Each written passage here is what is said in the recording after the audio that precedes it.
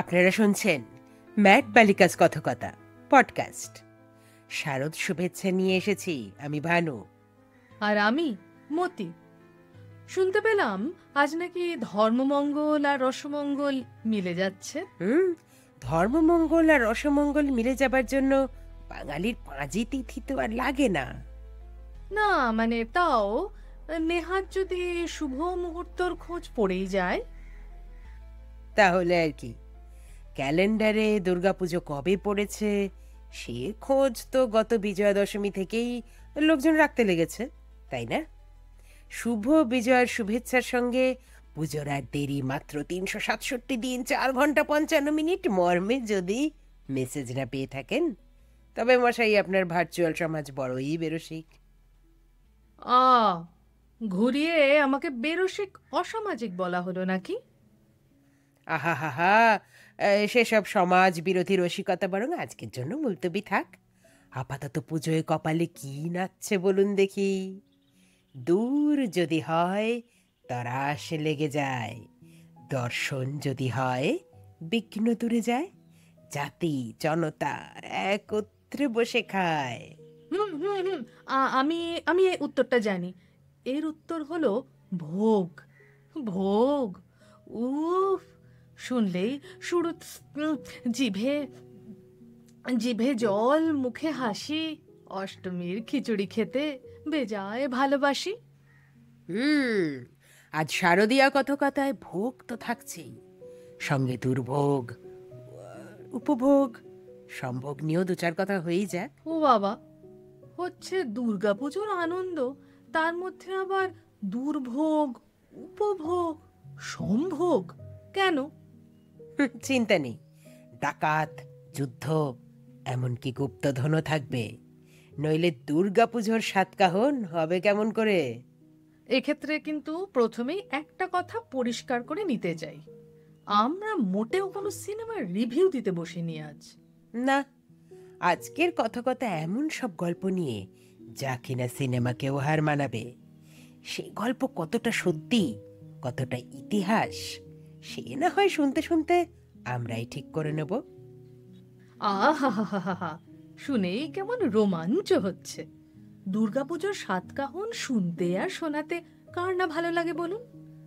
অসুর বধ, রাবণ বধের উৎসব একদিকে, আর ঘরের মেয়ে গৌরী তার শ্মশানচারী বরের ঘর ছেড়ে 4 দিন বাপ মায়ের আদরে জিরিয়ে নেওয়া আরেক আনন্দ উৎসব। মহামায়া জগন্মাতাকে আদরের দুলালি উমা বলে কাছে পাওয়ার এই 4 দিন ভালো মন্দ খেয়ে পরে ঠাকুর দেখে না বেড়ালে হয়? বেশ, দুর্গাপুজো মানে তাহলে ভালো মন্দ খেয়ে বেড়ানো, তাই তো? তাহলে ভোগ দিয়েই শুরু হোক। হোক, হোক, হোক। কিরকম ভোগের কথা বলছি আমরা? ভেজ না নন ভেজ? আরে আরে আরে, এসব কি অলক্ষণে কথা! হ্যাঁ, ভোগ আবার আমিষ কি? রীতিমতো দীক্ষা নিয়ে শুদ্ধাচারে ভোগ রাঁধতে হয়। গোবিন্দভোগ চালের খিচুড়ি, 5 রকম ভাজা, লাবড়া আর পরমান্ন, সন্ধি পুজোয় গাওয়া ঘিয়ের লুচি আর মোহনভোগ। আরে এ তো কঠোর নিরামিষ। সে তো পুরো নবরাত্রি নিরামিষ রাখার ফরমান এসেই চলেছে। তাই বলে নবমীর দিন পাঁঠার মাংসের দোকানের লাইন আজ কমছে কি? নোলার সঙ্গে ধর্মের বিরোধ শেষ অবধি বাঙালির রসনায় ঠাঁই করতে পেরেছে। আহা, তাই বলে ভোগে মাছ মাংস এসব আনলে একটু বেশি ইয়ে মতো হয়ে যাবে নাকি? বটে, দশমীতে পান্তা আর মাছ খাইয়ে মেয়েকে বিদায় দেবার প্রথা, বৈষ্ণব মতের পুজোয় মাছ ভোগ দেবার গল্প, শাক্তভূমিতে মাতৃপূজক বাঙালি হয়ে বলির গল্প, বলি বন্ধ কোথাও এক কাহিনী, বলি শুরু সেও এক কাহিনী, সব কি তাহলে ভুলে যাব? তা কেমন করে হয়? ও বাবা, বলি? তা বলির কথাই যদি বলি, সেই বা কেমন? কেমন চাই? চাল কুমড়ো না পাঠা, মুষ না মাছ, নাকি নরবলি? এই মেরেছে! নরবলি? বাবা, নরবলি অবধি পৌঁছে গেছে নাকি? আরে আসর তো তবে জমে ক্ষীর। আসুন, ভূতমুড়ি চালের ভাত, ডিংলা তরকারি, বিউলির ডাল আর জিওনো চ্যাং মাছের ঝোল দিয়ে ভোগের গল্প শুরু করি। সময়টা তখন বাংলার ভাগ্যাকাশে দুর্ভোগের ঘন ঘটার সময়, মহা দুর্যোগের সময়। শুরু হয়েছে খোকা খুকুর ঘুম পাড়ানি ছড়ার দিনকাল। খোকা ঘুমোলো, পাড়া জুড়োলো, বর্গি এলো দেশে, বুলবুলিতে ধান খেয়েছে, খাজনা দেব কিসে। 1742 খ্রিস্টাব্দ, 24শে সেপ্টেম্বর। বাংলায় বর্গী সেনা ঢুকে তছনছ করে দিয়েছে গ্রামকে গ্রাম। মারাঠা সেনাপতি ভাস্কর পণ্ডিত বর্গী অর্থাৎ কম পয়সার সেনা মোতায়েন করেছে, দিয়েছে বেলাগাম লুটপাট খুন ধর্ষণের লাইসেন্স। নবাবের সেনাকে ঘোল খাইয়ে অবাধ লুটপাট করে ভাস্কর পণ্ডিত মস্ত আয়োজন করে বর্ধমানের দাইহাটা সেখানে দুর্গাপুজো করছে। হাজার হাজার ছাগ মোষ বলি হয়েছে।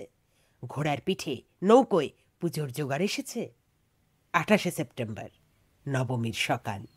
নবাব বধের বরটা চাইবেন বলে এই চেলিটেলি পরে জুত করে বসছিল ভাস্কর পণ্ডিত। এমন সময় ঘোড়ার খুরের শব্দ। নবাব আলীবর্দী খাঁ সেনা নিয়ে এসে গুড়িয়ে দিলেন বর্গী শিবির। প্রথমবার বাংলা আক্রমণ থেকে পিছু হটল মারাঠা দস্যু। যদিও এরপর টানা 9 বছর ধরে বারবার বর্গী হানা হবে, কিন্তু ভাস্কর পণ্ডিতের ফেলে যাওয়া সেই পুজো ঘন জঙ্গল হয়ে পড়ে থাকবে 200 বছর পরে। সর্বজনীন হয়ে সেই পুজো আবার শুরু হয় 1968 খ্রিস্টাব্দে। সে না হয় হলো, কিন্তু ওই ভূতমারি চালের ভাত আর চ্যাং মাছের ঝোলটার কি হলো? শুরু করেছিলাম মনে আছে 1742 খ্রিস্টাব্দ, 24শে সেপ্টেম্বরে। বর্ধমানের দাইহাটায় ভাস্কর পণ্ডিত যজ্ঞ করছে। বাঁকুড়ার শালডিহায় তখন কি চলছে? পঞ্চমীর রাত। জঙ্গলমহল বর্গী হামলার ভয়ে ত্রস্ত। প্রবীণ ডিগর সর্দার রাত জেগে গ্রাম পাহারা দিচ্ছেন। এমন সময় এক বুড়ো মেয়ে কোথা থেকে উদয় হলো। এই ঘোর জঙ্গলে তার আশ্রয় চাই। ডিগর সর্দার পাকা লোক। খুঁটিয়ে খুঁটিয়ে জেরা করে বুঝলেন গরিব ব্রাহ্মণ ঘরের মেয়ে। কেন ঘর ছেড়েছে, কোথায় চলেছে, সেসব জমা খরচে তার রুচি নেই। আপাতত রাত্রিরে মাথা গোজার ঠাই পেলেই মেয়েটি তরে যায়।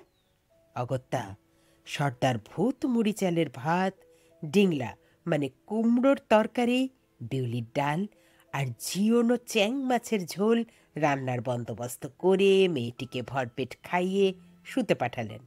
নিজে দোরের সামনে পাহারায় রইলেন। যদি বর্গীর তারা খেয়েই মেয়েটা পালিয়ে বেড়ায়, তাহলে হয়তো রাত্রেই বর্গীর দলের সঙ্গে ডিগর সর্দারের লাঠির মোলাকাত হয়েই যাবে। ঘুম আর সেরাত্রিরে গ্রামের কারুর ভাগ্যে ছিল না। খানিক পরেই সে মেয়ে ঘর থেকে বেরিয়ে এসে গল্প জুড়ল। খুব খানিক জ্ঞান দিল বৃদ্ধ সর্দারকে। বর্গীদের রূপবার জন্য জঙ্গলমহলে এক হওয়া উচিত। মা বোনেদের ইজ্জত রক্ষার চেয়ে বড় কাজ আর কি বা আছে, এইসব আর কি। ডিগর সর্দার রাত জেগে এত পরামর্শ শুনে ঝিমিয়েই পড়েছিলেন। ভদ্র ঘরের মেয়েকে কি আর বোঝাবেন তিনি? লড়াই করতে অস্ত্র লাগে। লাঠি গুলতি দিয়ে বর্গীর তরোয়ালের মোকাবিলা কাহা তো করা যায়। তা হুট করে সে মেয়ে নিজে থেকেই বলে বসল, স্রেফ লাঠি দিয়ে বর্গী তাড়ানো যাবে না, সে বিলক্ষণ জানে। উপযুক্ত অস্ত্রের খোঁজ সে দিতে পারে। ব্যাস, যা থাকে কপালে বলে ভোরের আলো ফুটতে না ফুটতেই লোকজন নিয়ে বেরিয়ে পড়লেন ডিগর সর্দার। পথ দেখিয়ে নিয়ে চলল সেই মেয়ে। দ্বারকেশ্বর নদী পেরিয়ে মহুয়ার ঘন জঙ্গলে গিয়ে তারা দেখল ঢাল, তরোয়াল, বল্লম, ছোড়া প্রচুর পরিমাণে জমানো বর্গীদের অস্ত্র। এখানেই ডেরা বেঁধেছিল তাহলে লুটেরাগুলো। তা তারা গেল কই? কেন? মারাঠা দস্যুর ভক্তির উদয় হয়েছে যে। ভাস্কর পণ্ডিতের দুর্গাপুজো হচ্ছে না দাইহাটে? সব বর্গী সেখানে গিয়ে উপস্থিত হয়েছে। নিজেদের অস্ত্র শস্ত্র সব এখানে লুকিয়ে রেখে গিয়েছে। তারপর নবাবের সৈন্য এসে বর্ধমান থেকে ভাস্কর পণ্ডিতকে বাংলা ছাড়া করল। আর ডিগর সর্দার বিশাল বাহিনী নিয়ে বাঁকুড়ে মনের সুখে বর্গি খেদালেন। কিন্তু সেই মেয়ে, তার কি হলো? দেখুন, ঠিক যে কি হয়েছিল সেই রানিং কমেন্ট্রি ডিগর সর্দার করতে পারেননি। তিনি যুদ্ধ নিয়ে ব্যস্ত ছিলেন কিনা। তবে জনশ্রুতি বলে শালডিহায় সেই প্রথম দুর্গাপুজো শুরু হয়। লাল শালুতে মোড়া তরোয়াল নিয়ে ঘট আনতে যাওয়া হয়। এই তরোয়াল হলো ঈশ্বরী মা। দুর্গাপুজোর ভোগে নিবেদন কি হয় বলুন তো? কেন? ভূত মুড়ি চালের ভাত, ডিংলা তরকারি, বিউলির ডাল আর জিওনো চ্যাং মাছের ঝোল। রায়ডিগর সর্দারের সেই রাতের অতিথি সৎকারের মেনু আজ লোকে মনে রেখে দিয়েছে। বাবা, যুদ্ধ পুজো সব একসঙ্গে!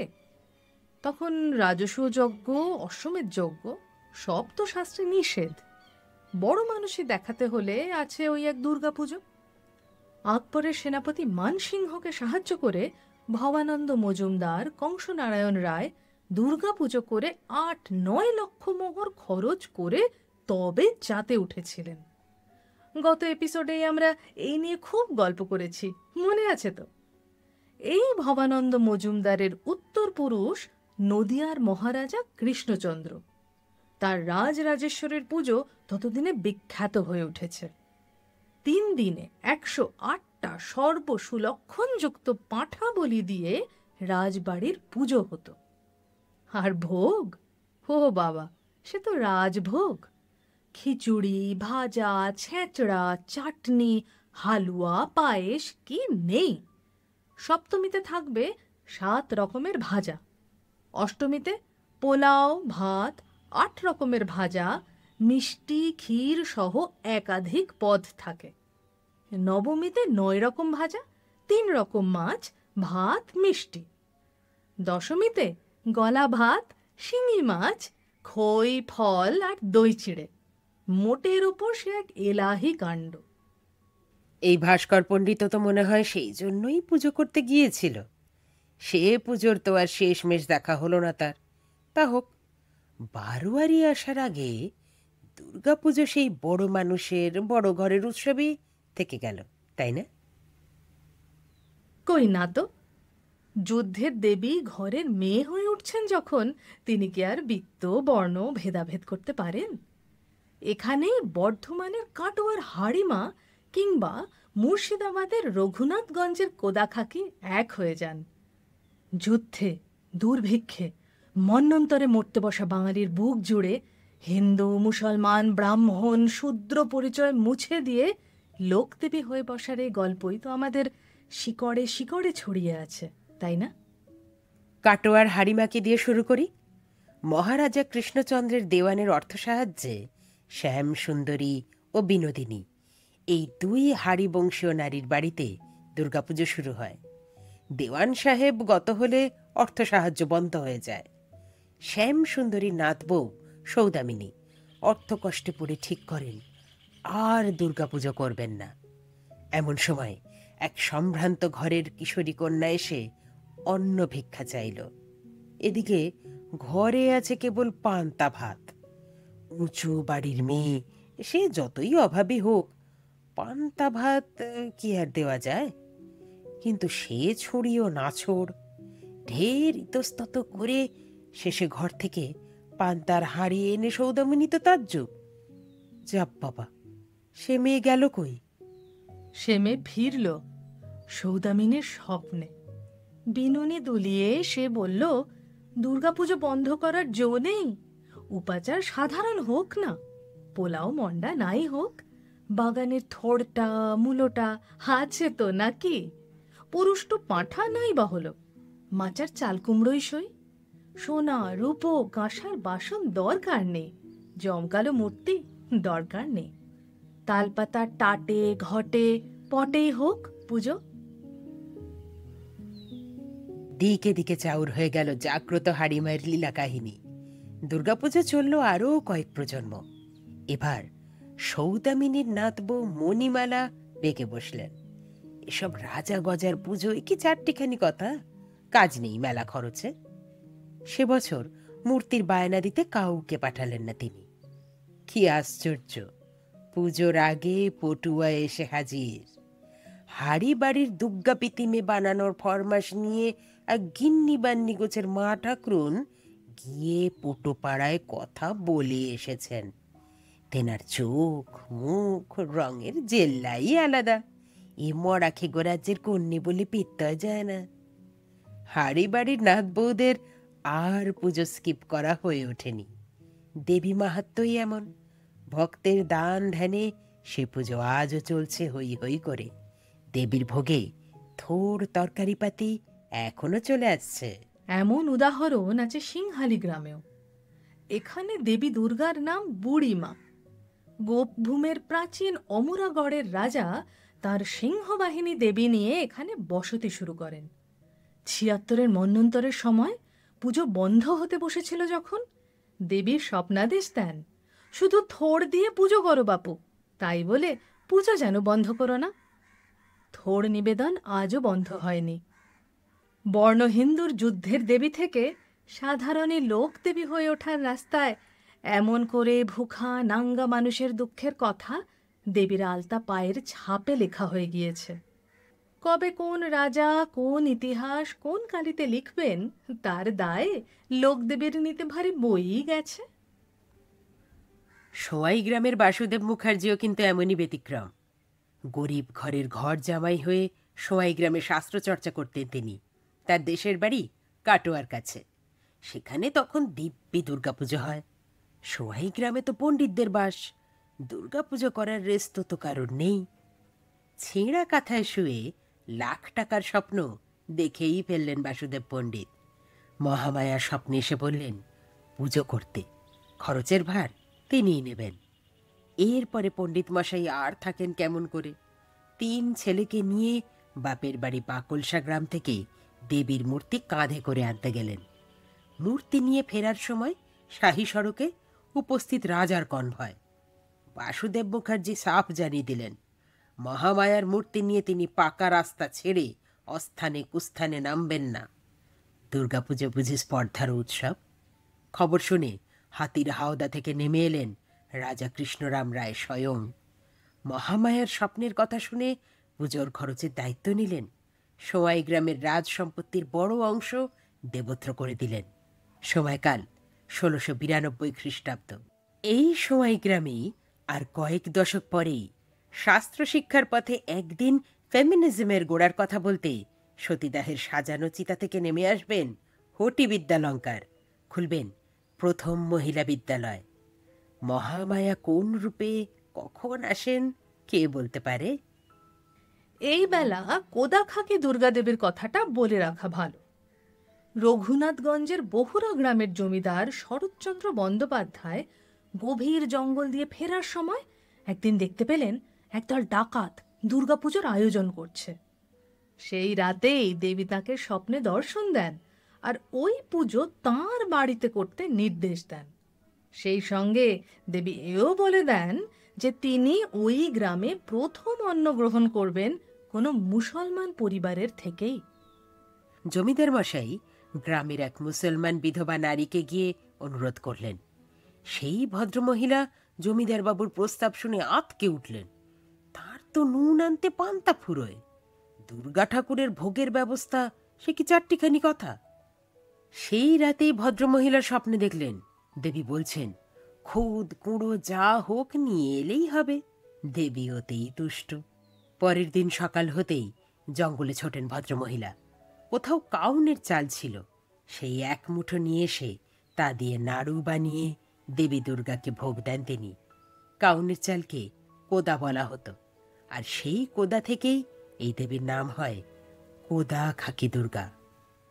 অনেকে আবার বলেন একসময় নাকি ওই গ্রামে ভয়ঙ্কর বন্যা হয়েছিল।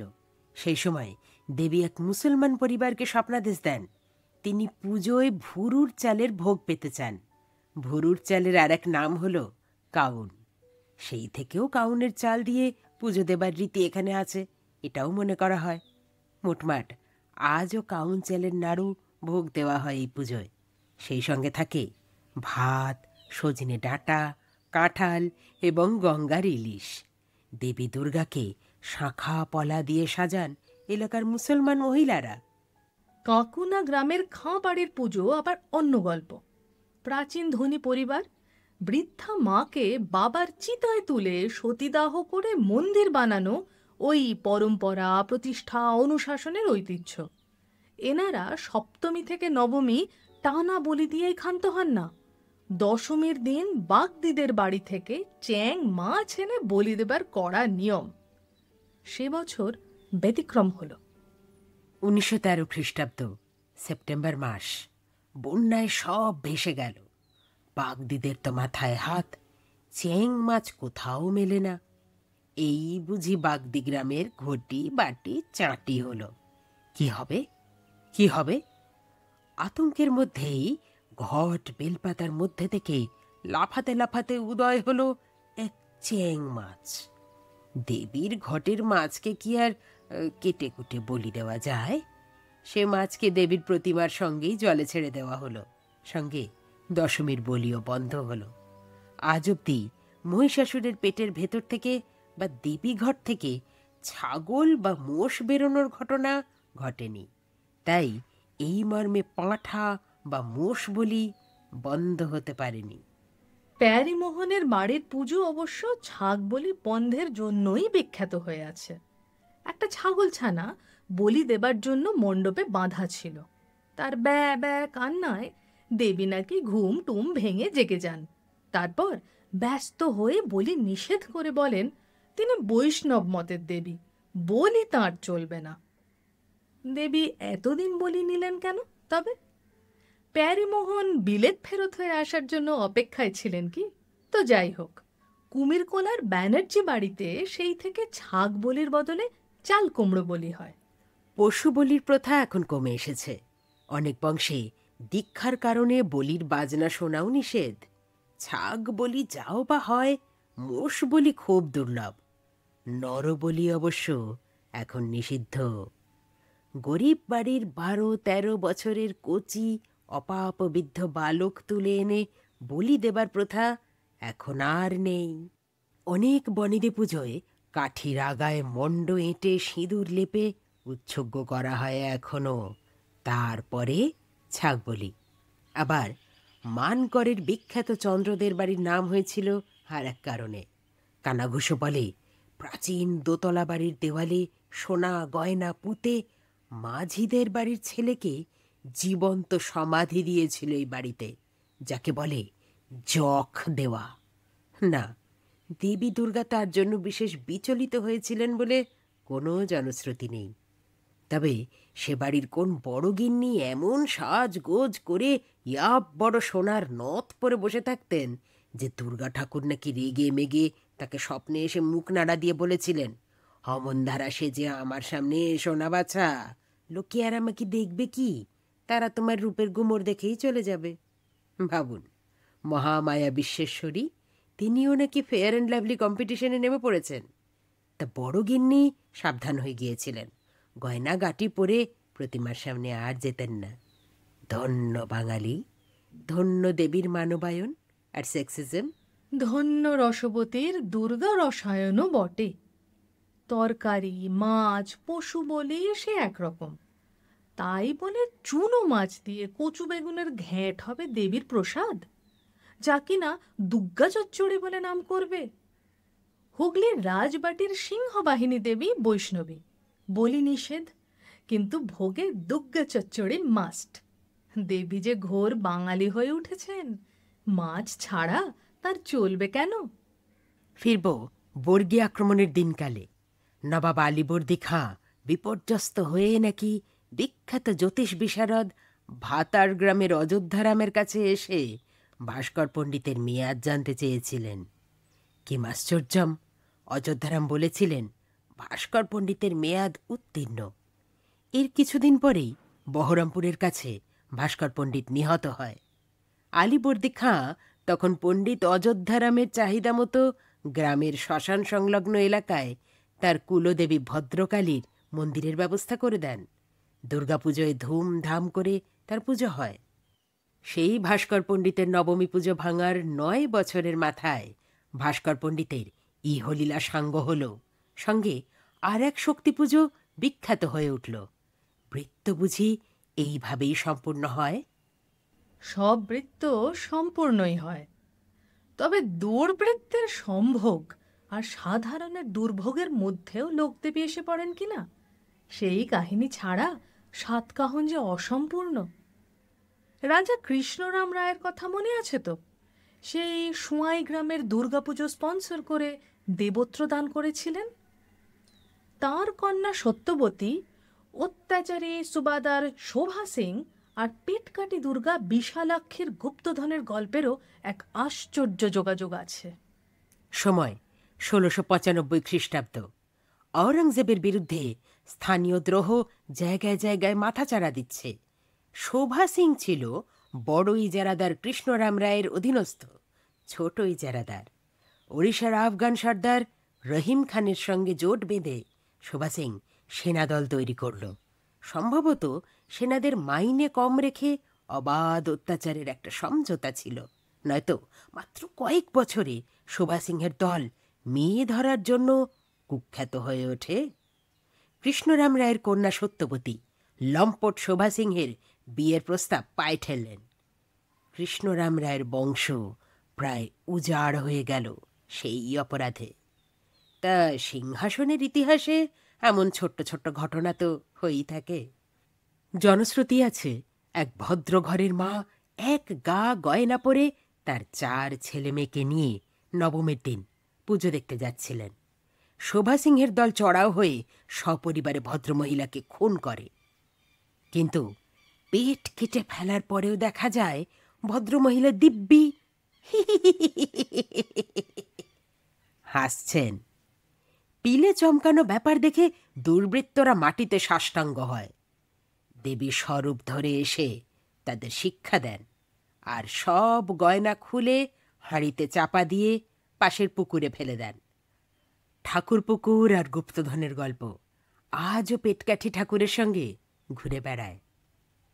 বিন্ধু বিলাসিনী ভৈরবী ভবানী নগেন্দ্র নন্দিনী চণ্ডী বিনা সপ্ত সরা মুরজ মঞ্জিরা বাজয়ে দুন্দুভিদণ্ডী স্থল কমল দল চরণ যুগল তথি শোভে নখ চন্দ্র চরণে চণ্ডীর বাজয়ে মঞ্জির চলে গজ গতি মন্দ করি ওরি যিনি মধ্য দেশখিনী কোটিতে কিঙ্কিনি বাজে যিনি করি কর জঘন সুন্দর নিতম্বর সোনা সাজে নিতম্বর সোনা সাজে নিতম্বর সোনা সাজে। এর পাল্টা জনশ্রুতি বলে দেবী নাকি সন্ধি পুজোর সময় দেখেন বলি টলির ব্যবস্থা কিছুই নেই, সামনে পুরুতের সুন্দরী মেয়ে দীপ জ্বালছে, তাই দেখে দেবী টপ করে কিশোরী মেয়েটিকে খেয়ে ফেলেন। সারা বাড়ি মেয়ের খোঁজ পড়ে একটু পরেই, তন্ন তন্ন করে খুঁজে শেষে প্রতিমার সামনে এসে সবার চক্ষু স্থির। দেবীর মুখে ছেঁড়া কাপড়ের টুকরো কোথা থেকে এলো? ওই ডুরে শাড়ি পরি তো মেয়েটা দীপ জ্বালতে এসেছিল। শেষে দেবীর পেট কেটে নাকি হারানো মেয়ের সন্ধান মেলে। জীবিত না মৃত? জনশ্রুতি এখানেই থেমে গেছে।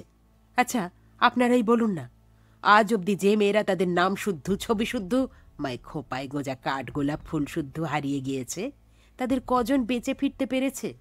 এমন নয় তো পেটকাটি বিশালাক্ষী দেবী দুর্গা মুখে ছেঁড়া শাড়ির টুকরো নিয়ে ডাগর ডাগর চোখে আসলে মনে করিয়ে দিতে আসেন শোভা সিংহের সেনা দল মেয়েদের তুলে নিয়ে যাবার সময় তাদের পরনের কাপড় ছিঁড়ে ফেলে দিত? এমন নয় তো অসুর দলনী দেবী কাটা পেট নিয়ে আসেন মনে করিয়ে দিতে শোভা সিংহের মতন মেয়ে খেগো অসুর বাদে অনাথ কুমারী রাজকন্যা সত্যবতী নাকি হাতে অস্ত্র তুলে নিয়েছিলেন? এসব কথা পণ্ডিতেরা মানেন না, কিন্তু লোকাচারের মধ্যে দিয়ে যে শালতামামি বোনা হয়ে থাকে তার চেয়ে বড় গুপ্তধন আর কি বা আছে বলতে পারেন? গুপ্তধন নয়, দুর্গাপুজো এখন মূলধনের বাজার। UNESCO heritage. পশ্চিমবঙ্গের জিডিপির 3% আসে এই দুর্গাপুজোর আয়োজন থেকে। 1000 কোটি টাকার লেনদেন চলে পুজোর মরশুমে। 100 দিনের কাজের সন্ধান থাক না থাক, পুজোর খাবার দোকান, মেলা, মণ্ডপ তৈরি, আলোর খেলা, বিজ্ঞাপনের হোর্ডিং লাগানো, প্রতিমা সাজানোর মতন কাজে লেগে পড়েন বহু দিন আনা দিন খাওয়া মানুষ। মহামায়া রুজি রোজগারের ব্যবস্থা না করতে পারলে আর লোকমাতা হবেন কেমন করে? শেষ সময় টিকিটের অভাবে, ছুটির অভাবে ফেরা হয় না যেসব প্রবাসী চাকুরে বাঙালির, তাদের দুর্গাপুজোর সাতকাহন অন্যরকম আমরা জানি। দূর দেশে বা কলকাতারই অভিজাত আবাসনে নবরাত্রির নিরামিষ লগ্নে পোলাও মাংস খেতে চেয়ে সামাজিক বয়কটের মুখে পড়েন যে বাঙালি, তাদের পুজোর গল্পও অন্যরকম। পুজো যার, গল্পেরাও তার। আমরা যারা ভোরের শিউলি কুড়িয়ে পেলে আজলা ভরে নিয়ে আসি, আমাদের গুপ্তধনের সন্ধানও হারানো ক্যাপ পিস্তল, পাখি বেলুন আর শুভ বিজয় লেখা গ্রিটিংস কার্ডের ভাঁজে রাখা আছে। বাংলাভাষী এলিট প্রবাসী না হয়ে বাংলাভাষী নিম্নবিত্ত পরিযায়ী শ্রমিক বলে বাংলাদেশে পুশব্যাক হয়েছেন সোনালি। তিনি তার অনাগত সন্তানের নাম খুঁজছেন বিদেশের জেলে বসে। মহামায়া না কৃষ্ণ, কে আসবেন কারাগারে? আসবেন না কেউ। সোনালির শারদীয় গল্প এইটুকুই। যার যার গল্প, যার যার যাবতীয় ক্রোধ, রাগ, দুঃখ নিয়ে বাঙালি উৎসবে ফিরতে হয়। তাহলে আজ এই অবধি থাক রসমঙ্গল। আমাদের ভোগের থালায় সকলের ভাগ থাক। আমরা মনে রাখি অন্যের সুষম বন্টনেই মঙ্গল। প্রকৃত রসমঙ্গল। পরের এপিসোডে থাকছে কি? সমুদ্র মন্থনে ওঠেন পিঠি বোন, একজনা দেন অমৃত গরুল অন্যজন। সর্বদোষ হরিছে গোরা, কালা করিলে ত্যাগ। ঝাঁপি হলো ভাণ্ডার, কে নিবে তার ভাগ? ম্যাড বালিকাজ কথকতা কেমন লাগছে? মেল করুন madbalicas@gmail.com। ভাবতে থাকুন, শুনতে থাকুন। Stay tuned.